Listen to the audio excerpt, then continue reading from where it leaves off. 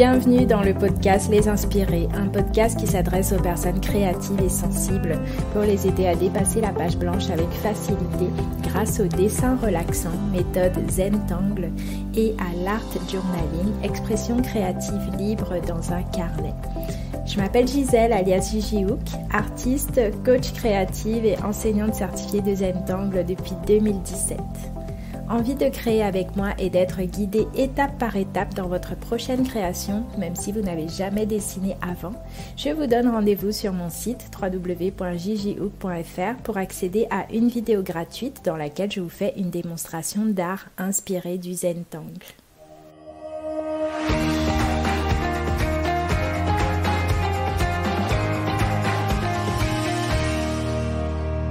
J'ai commencé à pratiquer l'art journaling, l'expression créative libre dans un carnet, il y a un peu plus de 10 ans, à une période où j'avais vraiment besoin d'exprimer profondément mes ressentis et explorer ma propre créativité. Donc depuis, ce sont des dizaines de carnets que j'ai remplis au fil des années, comme des petits bouts de vie que je peux revenir visiter par moment. Ils ont une double fonction. Donc ces carnets m'aident à pratiquer différentes techniques et médiums et en même temps ils m'aident aussi à garder une trace et exprimer mes émotions. Dans cet épisode, je vais vous donner 8 astuces pour remplir vos carnets si jamais vous êtes actuellement en manque d'inspiration ou à la recherche de nouveaux points de départ pour vos pages.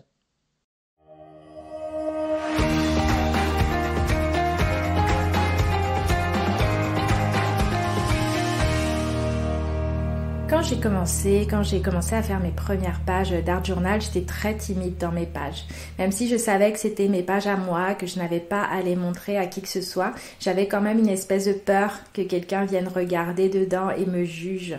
La deuxième chose, c'est que je manquais de techniques et d'outils d'expression, tout simplement. Je ne savais pas spécialement dessiner ni peindre. Je ne connaissais aucune technique spécifique, ce qui fait que je ne savais jamais par où commencer. Les choses se sont mises en place tranquillement au fil des années, si bien qu'aujourd'hui j'ai juste à me demander ce dont j'ai envie et le reste suit tout seul. Mais si ce n'est pas encore le cas pour vous ou que vous êtes simplement en manque d'énergie ou d'inspiration en ce moment, je vais partager avec vous dans cet épisode 8 astuces que vous pouvez utiliser dès aujourd'hui pour démarrer une page dans votre carnet, dans votre art journal. Donc choisissez au moins une de ces astuces pour démarrer votre prochaine page aujourd'hui. La toute première astuce que je voudrais partager avec vous, c'est le fait d'ouvrir votre carnet à n'importe quelle page. Donc, de ne pas forcément travailler de façon linéaire. C'est vraiment quelque chose qui m'a totalement libérée au départ quand j'ai démarré. Parce que quand j'ai voulu commencer un art journal la première fois, je me suis dit, tiens, je vais commencer par la première page. Ensuite, la deuxième page, je vais la faire juste après et ainsi de suite. Et je sais pas, il y avait une espèce de pression qui se mettait à l'intérieur de moi, rien que parce que je voulais suivre ces étapes-là. Et je me mettais la pression, je me disais, je ne suis qu'au début de mon carnet, c'est les toutes premières pages, elles doivent être vraiment jolies parce que c'est les premières qu'on voit quand on ouvre un carnet. Et il y avait un espèce de stress intérieur qui se mettait en place comme ça. Et quand j'ai décidé, je ne sais plus comment, j'ai peut-être vu cette astuce quelque part, je n'en sais rien, ça fait très longtemps. Mais en tout cas, quand j'ai décidé d'ouvrir n'importe quelle page désormais dans mes carnets et de démarrer de cette manière, quand j'ai décidé de me donner le droit de commencer un carnet par exemple, de commencer un art journal en commençant par le milieu, ça m'a vraiment libérée quoi. Tout de suite la pression s'est relâchée. Donc ça c'est une astuce que je pourrais vous donner aujourd'hui pour démarrer. Si vous voulez faire des pages ou commencer un nouveau carnet que vous trouvez super beau, que vous avez du mal à prendre pour démarrer à l'intérieur, ouvrez ce carnet et puis ouvrez-le à une page où vous vous sentez bien. Peut-être que ça sera pile au milieu, peut-être que ça sera aux 3/4 ou au quart. Vraiment écoutez votre intuition. Ouvrez votre carnet et regardez ces pages qui vous appellent. Donnez-vous l'autorisation de démarrer votre prochaine page n'importe où, dans n'importe quel carnet, dans n'importe quelle page, à n'importe quel endroit de votre carnet. Voilà. Donc la deuxième astuce que je partage avec vous, c'est une possibilité, quelque chose qui aide beaucoup à se mettre en action même quand on n'a pas spécialement d'idées. C'est de faire plein de fonds de page uniquement avec le médium de votre choix. Donc vous pouvez par exemple choisir un carnet ou 2 ou 3, les mettre côte à côte comme ceci sur votre table et choisir un médium, peut-être de quoi poser de la couleur, peut-être de la peinture acrylique. C'est une chose que j'aime beaucoup faire avec la peinture acrylique parce que vu que ça peut être assez salissant, que souvent c'est une mini expédition de sortir ces tubes de peinture acrylique.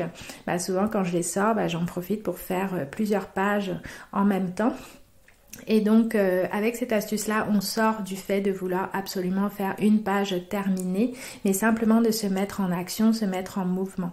Donc je vous inviterai là pour cette deuxième astuce là à simplement ouvrir un ou plusieurs carnets et venir faire des fonds de pages avec des couleurs. Vous pouvez travailler des couleurs, des textures selon les techniques qui vous plaisent, selon aussi vos émotions du moment, ce que vous avez envie d'avoir sous vos yeux. Peut-être que vous aurez envie de voir plein de fonds de pages noirs sur lesquels vous allez venir dessiner après par-dessus. Peut-être que vous aurez envie de mélanger plein de couleurs, de voir comment les couleurs se mélangent entre elles. C'est l'occasion aussi, pourquoi pas, de venir étaler des couleurs de la peinture, n'importe laquelle, avec vos doigts par exemple.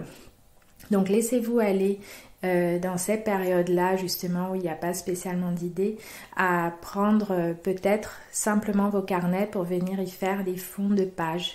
Et souvent il faut juste une étape, souvent juste une chose comme ça qu'on vient faire, qu'on vient poser, et puis après le reste suit tout seul. Une troisième astuce pour vous, c'est de choisir des pages qui sont déjà colorées. Par exemple, il existe des carnets qui n'ont pas des feuilles blanches, mais plutôt des feuilles qui ont déjà de la couleur dessus. Par exemple, des pages grises. J'ai des carnets avec des pages grises, par exemple, ou des pages noires, du papier noir, du papier beige, marron, style papier craft aussi. Vous pouvez vous tourner vers ce type de carnet là, ce qui fait que là on n'a plus le souci de la page blanche vu que la page n'est plus blanche, et ça peut nous permettre des nouveaux points de départ, de pouvoir explorer notre créativité d'une façon différente et inhabituelle.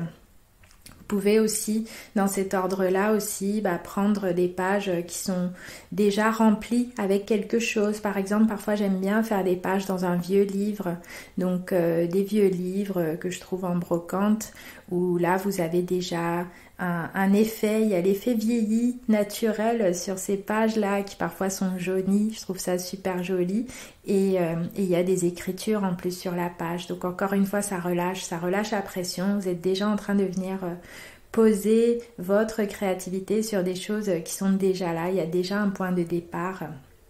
Et voilà, donc ça permet d'éviter la page blanche, la peur de la page blanche. Il y a aussi, à une période, j'aimais bien aussi prendre des vieux carnets que je savais que je n'utiliserais plus jamais, que peut-être même j'aurais jeté. Et je prenais ces carnets et je venais en fait, par exemple un vieil agenda ou des choses comme ça, où vous allez ouvrir justement plusieurs pages et vous pouvez venir les recouvrir de peinture ou de gesso par exemple. Donc le gesso c'est un liant, souvent on le trouve blanc, c'est un peu comme de la peinture en fait, mais c'est beaucoup plus abordable niveau prix, et puis c'est intéressant en fait de pouvoir venir poser du gesso comme ça. C'est comme un nouveau départ en fait sur vos pages, et bien sûr si vous n'avez pas de gesso, n'allez pas exprès à en acheter pour ça. Vous pouvez prendre de la peinture par exemple que vous avez déjà chez vous et recouvrir ces anciennes pages là de vos anciens carnets pour commencer, pour démarrer des pages en fait. La quatrième astuce que je voudrais partager avec vous, c'est de simplement démarrer une page avec un motif Zentangle. Donc dans les premiers épisodes, dans le tout premier épisode de ce podcast, je partage avec vous justement ce que c'est exactement la méthode Zentangle, ses vertus, qu'est-ce que ça peut apporter et comment la pratiquer. D'ailleurs, il y a même un exercice où vous êtes guidé par ma voix pour dessiner et faire votre premier carré Zentangle. Mais en tout cas, les motifs Zentangle en général sont assez faciles à faire, à reproduire. Je vais vous remettre dans les notes de cet épisode le site tanglepatterns.com sur lequel vous pouvez trouver plein de motifs. Et puis du coup, c'est une super façon de démarrer des pages d'art journal parce que c'est facile. Vous avez juste à sortir un feutre de précision noir ou de couleur si vous le souhaitez, vu que là on ne serait pas dans la méthode classique mais dans de l'art inspiré du Zentangle. Vous pouvez choisir un motif n'importe lequel et décider de commencer une page dans votre carnet avec un motif. Et là encore une fois, ça va être juste un point de départ, donc une chose que vous commencez, et peut-être que quand vous aurez fini ce motif, vous aurez plein d'autres idées, plein d'autres choses que vous voudrez ajouter comme ça, une étape après l'autre, tranquillement. En tout cas, c'est vraiment une super manière de pouvoir démarrer, remplir vos pages en fait, vos pages dans vos carnets. 5e astuce pour remplir vos pages de carnet, c'est de coller votre quotidien. Vous pouvez simplement coller des choses, tout ce que vous voyez au fil de vos balades. Peut-être que vous allez voir des petits prospectus, des tout petits papiers légers avec des publicités, ou peut-être qu'il y aura des couleurs qui vont vous parler, ou des images ou des symboles. Vous pouvez prendre cette habitude là de garder toutes ces choses, ces éléments visuels qui vous plaisent. Ça peut être aussi un souvenir d'une sortie au cinéma, d'un ticket de caisse, d'un concert par exemple. Vous pouvez vraiment utiliser tout ce qu'il y a autour de vous, tous les papiers qu'il y a autour de vous. Ça peut être des tissus aussi, et vous faire des sessions de collage simplement dans votre art journal où vous allez coller et remplir vos pages de cette manière. Une autre façon agréable et d'ailleurs apaisante de remplir une page dans un art journal, c'est de par exemple venir y dessiner un mandala. Il y a des façons très libres de dessiner des mandalas. Donc les mandalas en fait c'est simplement des formes rondes que vous allez remplir à votre manière. Donc parfois on peut les dessiner de façon très structurée avec une règle, un rapporteur, un compas pour que tout soit bien aligné, ou alors on peut aussi les dessiner de façon beaucoup plus libre et c'est assez relaxant d'en dessiner. Donc vous pouvez totalement décider ça aussi, et comme ça vous obtenez un peu comme quand je partage avec vous aussi la méthode Zentangle et les motifs Zentangle. Quand on les dessine, c'est très relaxant. Donc avec une approche comme ça, vous êtes non seulement en train d'explorer votre créativité, pratiquer le trait, et en même temps vous vous relaxez, vous vous faites du bien. Donc le mandala, ça peut être une approche aussi vraiment intéressante. C'est des choses que je partage aussi beaucoup dans mes vidéos, dans les programmes que je partage, où il y a tout ça en vidéo. Vous pouvez dessiner des mandalas avec moi, mais il y a plein de contenus qui existent à ce sujet, et ça peut être un point de départ et une page entière que vous pouvez remplir avec une approche de ce type. La 7e astuce que j'aimerais partager avec vous, c'est l'écriture, le fait d'écrire encore et toujours, écrire beaucoup dans vos carnets. Ça peut faire une page entière. Par exemple, sur vos fonds de page que vous avez fait juste avant, vous pouvez simplement venir écrire tous vos ressentis, tout ce que vous ressentez avec l'écriture de votre choix, la police de votre choix. Vous pouvez faire des jolies lettres calligraphiées si vous aimez ça, ou simplement écrire des mots en majuscules, des mots forts qui vous parlent, qui vous inspirent, des phrases entières.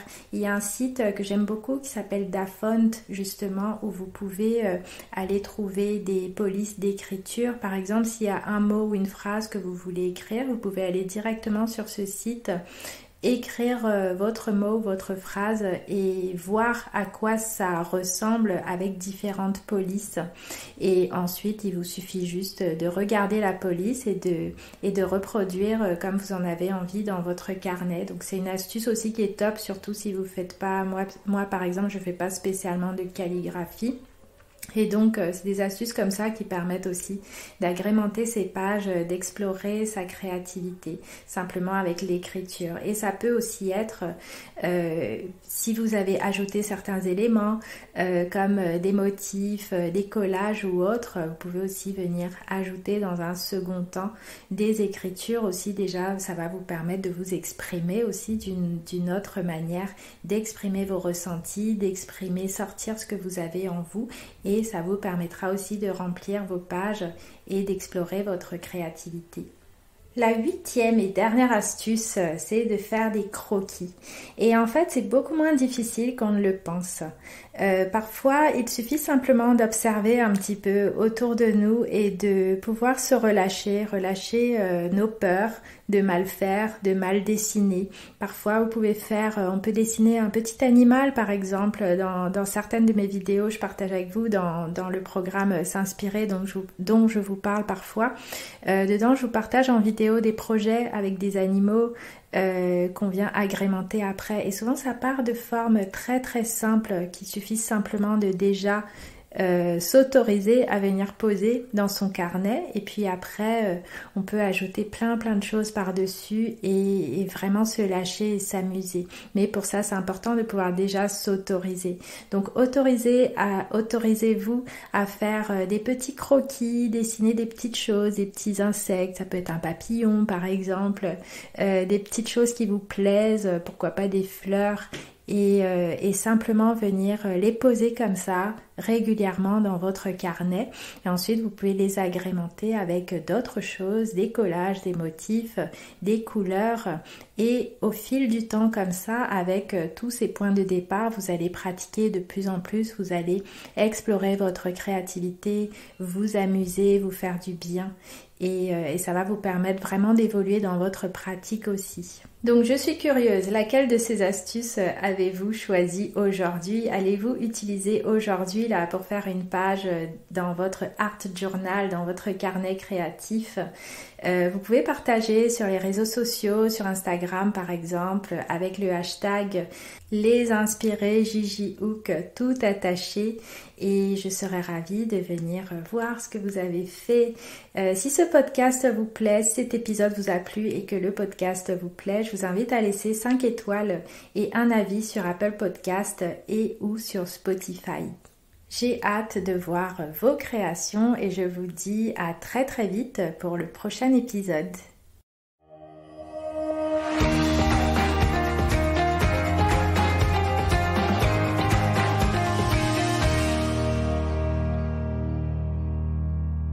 Si vous voulez être guidé en vidéo dans votre prochaine création pour découvrir l'art inspiré du Zentangle et l'art journaling, je vous donne rendez-vous sur mon site pour accéder à une vidéo gratuite dans laquelle je vous fais une démonstration d'art inspiré du Zentangle. C'est facile à suivre, c'est accessible à tous. Il vous faut simplement un feutre noir, un carré de papier et un peu de couleur. Rendez-vous donc sur le lien qui est en description de cet épisode ou sur mon site www.gigihook.fr pour pouvoir accéder gratuitement à cette vidéo qui dure environ 20 minutes et qui va vous permettre de démarrer. À très bientôt pour le prochain épisode.